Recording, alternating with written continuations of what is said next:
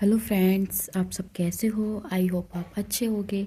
आज हम आपके लिए लेके आए हैं द हिंदू एनालाइज इन हिंदी। आज हम आपके लिए द हिंदू न्यूज़ को हिंदी में अनुवाद करके आपके लिए पढ़ाएंगे। आज 12 फरवरी 2025। हम बात करते हैं अपने टॉपिक फर्स्ट पर। पहला टॉपिक है हमारा मणिपुर में संवैधानिक संकट। मतलब मणिपुर में क्या क्या संकट देखने को मिल रहे हैं, हम उनके बारे में आपसे बात करेंगे। मणिपुर में नए मुख्यमंत्री की चयन की प्रक्रिया पूरी नहीं हुई है। मतलब जो हमारे मुख्यमंत्री ने त्याग पत्र दिया था वो प्रक्रिया अधूरी है। विधानसभा की पिछली बैठक में 12 अगस्त की हुई थी, जो संविधान के आर्टिकल 174 एक दो सत्रों के बीच अधिकतम 6 माह का अंतर होने के बाद की बात करता है। ये समय सीमा आज़ाद समाप्त हो रही है, आज समाप्त हो जाएगी, लेकिन अभी नए सत्र की राज्यपाल द्वारा नहीं बुलाया गया है।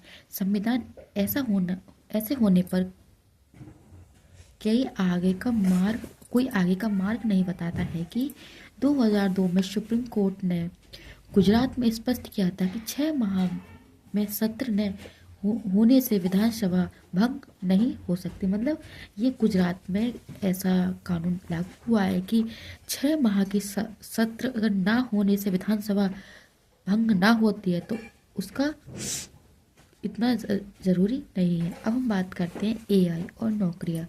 एआई के द्वारा हमें नौकरी क्या देखने को मिल रही है और क्या हटने को, हम उनके बारे में बात करेंगे। अब हम बात करते हैं प्रधानमंत्री ने एआई एक्शन सीमेट को पेरिस में संबंधित किया। मतलब भारत इस बार सीमेट का सह अध्यक्ष रहा है। मतलब हमारे जो प्रधानमंत्री हैं उस एआई के सह अध्यक्ष रहे हैं। एआई का लाभ सबको मिले, इसके लिए सबका सहयोग की बात की गई है। मतलब ये नहीं है कि किसी एक को ही लाभ मिले, ऑल इंडिया में सभी को ये लाभ मिले। एआई से नौकरियां जाने के खतरे पर कहा गया है कि इतिहास सिखाता है कि तकनीकी आने से नौकरियां जाती नहीं है। जनता में कौशल विकास की प्रक्रिया लानी पड़ेगी। एआई के लिए पूर्वाग्रह रहित डाटा सेट बनाने की बात कही है। एआई के लिए ऊर्जा की अत्यधिक आवश्यकता इसलिए भी हो कि हरित ऊर्जा का विकास भी आवश्यक है। मतलब एआई की जो अत्यधिक आवश्यकता इसलिए भी हो है कि हमारे हरित क्रांति की भी आवश्यकता हो। एआई सीमेंट में 57 देशों ने संयुक्त वक्तव्य पर हस्ताक्षर किए समावेशी और सतत एआई के विकास पर सहमति हुई, लेकिन लोगों और पर्यावरण के लिए अच्छा होना चाहिए।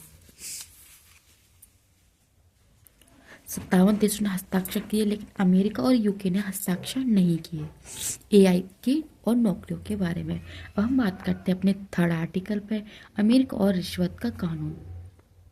अमेरिका में ट्रंप ने विदेशी भ्रष्टाचार अधिनियम 1977 पर 180 दिन के लिए रोक लगाई है। मतलब अमेरिका ने 180 दिन के लिए रोक इसलिए लगाई है कि उन्होंने भ्रष्टाचार का आरोप लगाया है। ये कानून विदेशी नेताओं, सरकारों और राजनीतिक दलों की रिश्वत देने की अपराध घोषित करता है। अडानी समूह पर नवंबर में इसी कानून के तहत वारंट जारी किया गया था। अडानी समूह पर अपनी 2 कंपनियां जो न्यूयॉर्क स्टॉक एक्सचेंज पर लिस्टेड हैं उनके व्यापार के लिए रिश्वत देने का आरोप लगाया। मतलब अमेरिका ने ये आरोप लगाया कि हमसे ये रिश्वत लेते हैं। ये रोक नए आरोपों पर रहेगी। पुराने आरोपों की जांच का पुनर्वलोकन किया जाएगा। ट्रंप इस कानून के हमेशा ही विरुद्ध रहे हैं। मतलब ट्रंप ने हमेशा से इस कानून का विरोध किया है। अब हम बात करते हैं शक्ति सेमीकंडक्टर चिप। शक्ति सेमीकंडक्टर चिप ये इसरो के साथ मिलकर बना रही है। आईआईटी मद्रास और इसरो के साथ मिलकर शक्ति सेमीकंडक्टर चिप का विकास किया जा रहा है। ये चिप एरोस्पेस क्वालिटी की है। अंतरिक्ष के प्रोजेक्ट्स में उपयोग संभव हो सकता है। मतलब वहाँ पे क्या संभव है क्या नहीं, वो इसको भी और आसान कर सकती है। इलेक्ट्रॉनिकल्स और आईटी मंत्रालय के सहयोग से विकसित RISC-V इनिशिएटिव का हिस्सा है। इस इनिशिएटिव में बड़ी संख्या में अनुदेश की पूरा करने के लिए चिप बनाती है। मतलब इन अनुदेशों को पूरा करने के लिए ये चिप हमें कार्य करेगी। सेमीकंडक्टर के क्षेत्र में मेक इन इंडिया का भी बड़ा कदम है। अब हम बात करते हैं अपने नेक्स्ट आर्टिकल पे।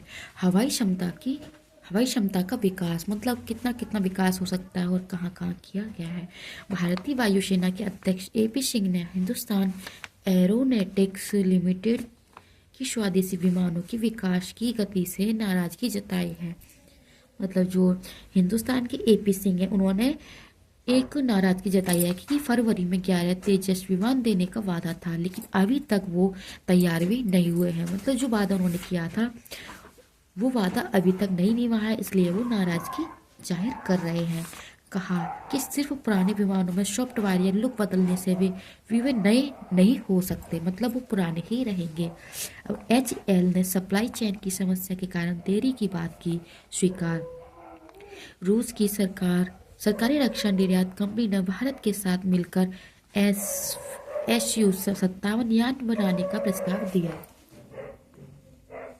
और ये रूस का पांचवी पीढ़ी का लड़ाकू विमान, ये मतलब यान बना रहे हैं। अब हम बात करते हैं अपने नेक्स्ट आर्टिकल, बलात्कार और शादी। ये एक सुप्रीम कोर्ट ने आदेश जारी किया है जो किस अजीब सा कानून है। अब हम बात करते हैं 2024 और 25 में इलाहाबाद उच्च न्यायालय ने 2 मामले में बलात्कारी की पीड़ित से विवाह करने की शर्त पर जमानत दी है। मतलब बलात्कार करने के बाद उससे विवाह करने की शर्त पर उसे जमानत दी। सुप्रीम कोर्ट ने अपहरण भट्ट मामले में 2021 में स्पष्ट किया था कि जमानत की शर्त पीड़ित और आरोपी के बीच कई संपर्क न होने देनी चाहिए। प्रतिसत्तात्मक विचारधारा से परे सिर्फ कानूनी आधार पर ही जमानत दी जानी चाहिए। इलाहाबाद उच्च न्यायालय के निर्णय महिलाओं के सम्मान की उनकी शादीशुदा स्टेटस पर से जोड़ता है। विवाह बलात्कार का समाधान नहीं हो सकता। ये कुछ बलात्कार से संबंधित हमें पॉइंट बताते हैं कि ये नियम कुछ अजीब है। हम बात करते हैं जंगल की आग। पिछले दिनों अमेरिका के लॉस एंजुलेस में भीषण जंगल में आग लगी। भारतीय वन सर्वेक्षण के अनुसार भारत के 36% वन आग के खतरे में है और पिछले 2 दशक में जंगल की आग की घटना 10 गुना बढ़ गई है। फ्रेंड्स, आप सभी को नोट्स कैसे लगे कमेंट सेक्शन में बताना एंड वीडियो को ज़्यादा से ज़्यादा लाइक करना, शेयर करना एंड सब्सक्राइब करना ना भूलें। Thank you.